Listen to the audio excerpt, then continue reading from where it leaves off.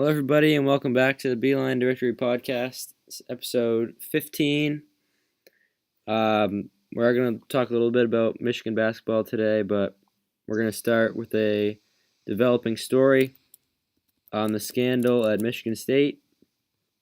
I wasn't going to really touch on this because the guy was related to the gymnastics part of the program, the athletic program at Michigan State. But multiple reports today have come out saying that Mark D'Antonio and Tom Izzo may have been involved in a cover-up of this. I'm believing this because there's no way that being there all those years that they don't know about this. So, if this is true, they should definitely step down, and I think the NCAA should impose a tournament ban and a bowl ban. But we're going to bring in Michigan State fan Mike to talk about this. Mike, what was your reaction when the allegations came out today? The first thing I looked at was, it's ESPN, and you know how ESPN is. They get a lot of things wrong.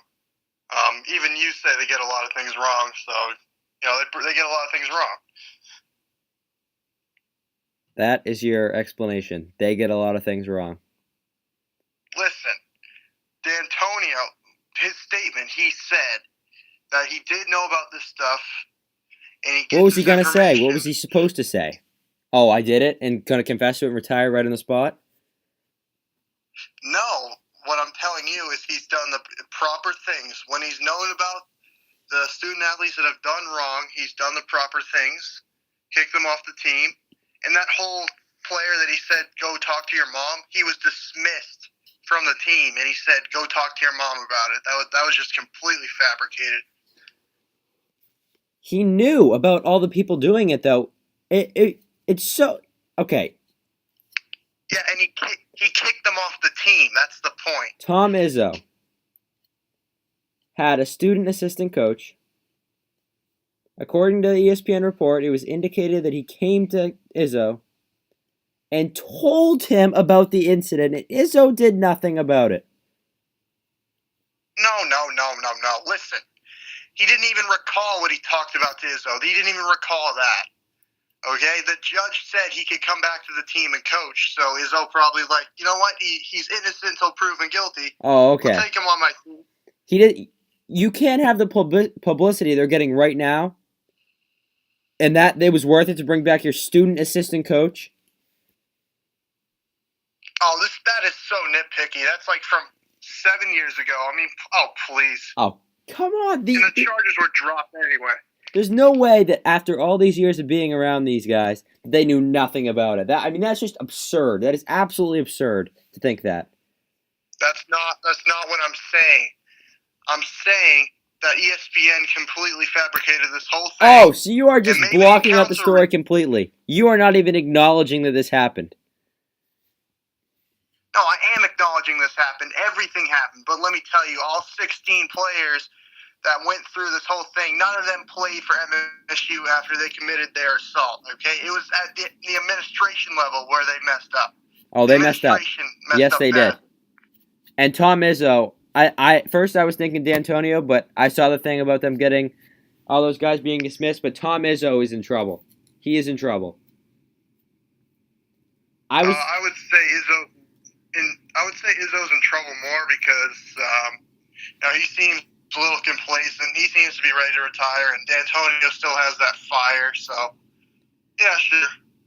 All right, I was looking at this earlier, and I was thinking, look at Baylor, look at Penn State. They get the repercussions. Yes, it is. 100%. No, it's not. This is exactly. Yes, it is.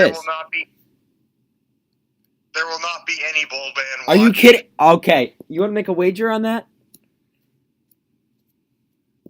Absolutely. Oh, okay. Yeah, we can work that out. That's absurd. How do you not think that? This is on the same level as Baylor and Penn State. They got bowl banned, and this is in the basketball program too. They are going to get tournament banned for at least a year. No. Yes, it is going to happen. Different.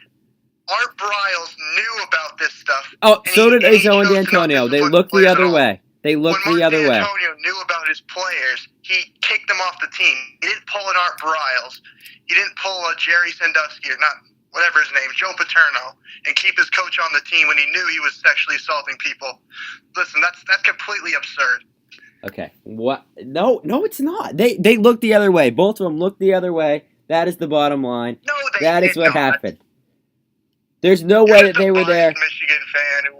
There was no way they were there for You're that long and hoping didn't know D'Antonio anything. leaves so that you can finally win, but D'Antonio will never leave. Okay.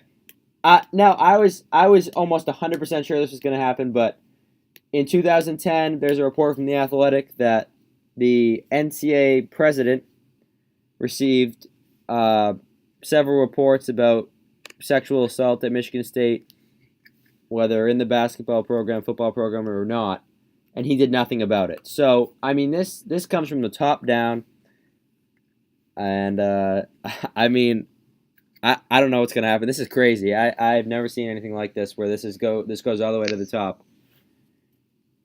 All right, Mike, thank you for joining us. No, thank you. Okay, so today we're going to recap the game against Purdue the other night, and then we will preview the game against Northwestern. So, Michigan, this is a tough loss, a 4-point loss at Purdue. Purdue is one of the best teams in the country, and the bottom line, when you go in there, you have to go and play a perfect game. And they didn't. They played a perfect game until 5 minutes left. And it was almost enough to win. Abdur-Rahman was great, but he missed 2 key free throws. Simpson missed 2 key free throws. Livers missed a layup. Simpson missed a layup. There were a lot of turnovers, and that's what happened in the last 5 minutes, and they didn't close out the game. So you can blame them on that part, but the other part of it is Purdue is Purdue, and that's one of the best teams in the country. So, I mean, they can play with anybody. This team can play with anybody. It's just in March. It'll be interesting to see when they play in the first round. They're not going to play a team as good as them. It will be interesting to see if they can get up and win that game. If they do that, I think they're better off in the games that they play tougher teams because they get up for big games. They really do. So you got to take the good with the bad in this loss. All right, this game against Northwestern should be a payback game for what happened last year. Obviously, Northwestern had that full court lob to the other end where they wanted the buzzer against Michigan by 1 point. That was a gut punch. They need to come back. I think they'll win this game by 10, 15 points. As long as they play their game, there's no real keys to this game. This just needs to be a revenge game. Play your game, and they'll win this game by 10, 15 points. But they got to win this game. They play Northwestern, Minnesota, and then Northwestern again. And I think they have to win all 3 of those games, especially coming off this loss to Purdue. I think they will, and I don't think they'll have a problem. They're better than those teams, but we'll see. They tend to lose focus sometimes in the games that they're better than teams. For example, against Nebraska. But we'll see. Well, thank you for watching. I hope you enjoyed the video, and we'll be back on Tuesday with another episode. Go Blue.